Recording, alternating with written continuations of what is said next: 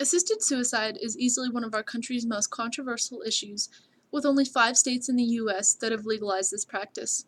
Assisted suicide is giving someone the right to end their own life under specific circumstances. 3 points I want to address of why I am pro for assisted suicide are death with dignity, the right to die, and why the government should not have a decision to end our life if we are terminally ill.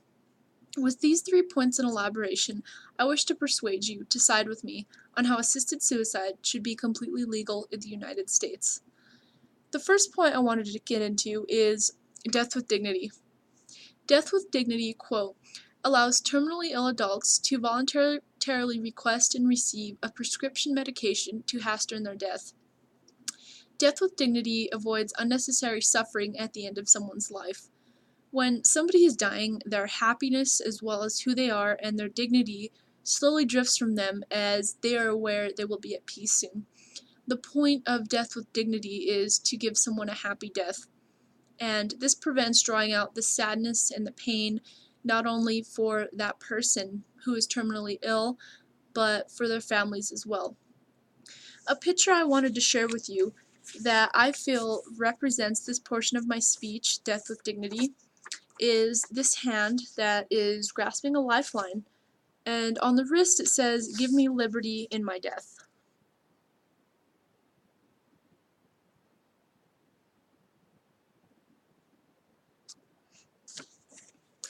When someone is terminally ill and they know that they can no longer proceed with life, then I fully believe that person deserves to have the right to die with dignity. The second point I wanted to discuss with you is the right to die.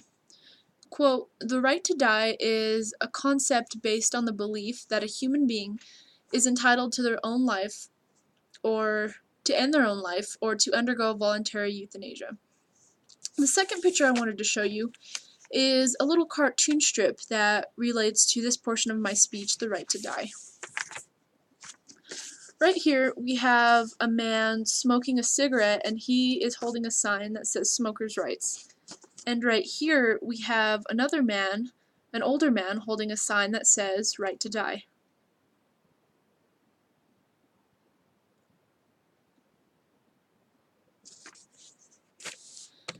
If a smoker has the right to smoke countless cigarettes a day, and this is the way they choose to kill themselves, then I fully believe someone who is given just a few short months to live should have the option to go peacefully without suffering.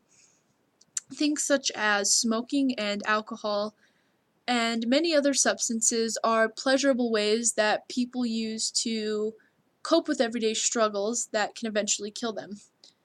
And if someone is addicted to a substance, such as alcohol, that is legal, that can kill you, and have the right to kill themselves, then I fully believe someone who is terminally ill should have that same right to die, but to go out peacefully, of course. The last thing I wanted to elaborate on is how the government should not have a decision based on if we want to end our life if we are terminally ill. Assisted suicide, it's not legal in about 90% of the United States, and this means a lot of patients have to suffer until death. They have to deal with whatever pain they are in, and not only physical pain, but emotional pain, as well as the family has to deal with the sadness. And the last picture I wanted to show you is another cartoon, and it relates to a case I will be talking about here shortly. The woman in the cartoon, her name is Terry Schiavo, and then over here is a monitor that says "Artificial Prolonging of a Life" that ended in 1990. Up here it says "Free at Last from Her Earthly Constraints," and down here are a bunch of microphones that a news reporter would use.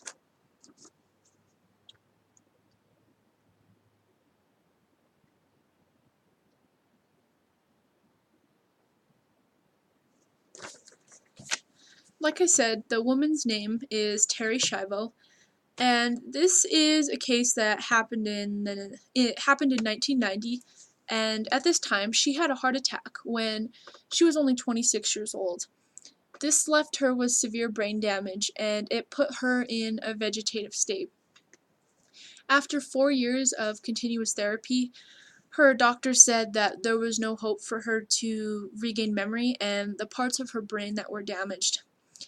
And 4 years after the heart attack, her husband wanted her feeding tube removed because he knew that she wouldn't have wanted to live in that state.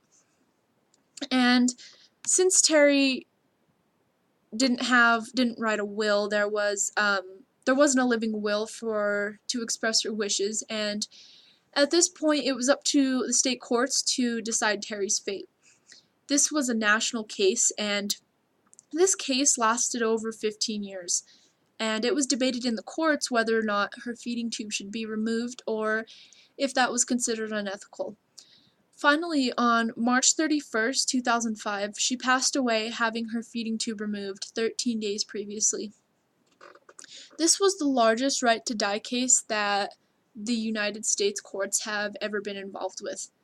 And in my opinion, I feel this specific case got so much attention because her parents wanted her on the feeding tube, and her husband didn't want her on the feeding tube because, like I said previously, her husband knew that she wouldn't have wanted to live in that state. And the reason why I included this case in my speech is because I feel this is a clear example of how much the government and courts are able to get involved with the decision of prolonging a life. Assisted suicide is one of the biggest controversial and touchy topics of our nation. Death with dignity, the right to die, and the government's involvement in our death are all topics to be addressed when siding with assisted suicide. I ask you to think about your loved ones and how they, as well as yourself, should have the right to die without the government's involvement and your own free choice.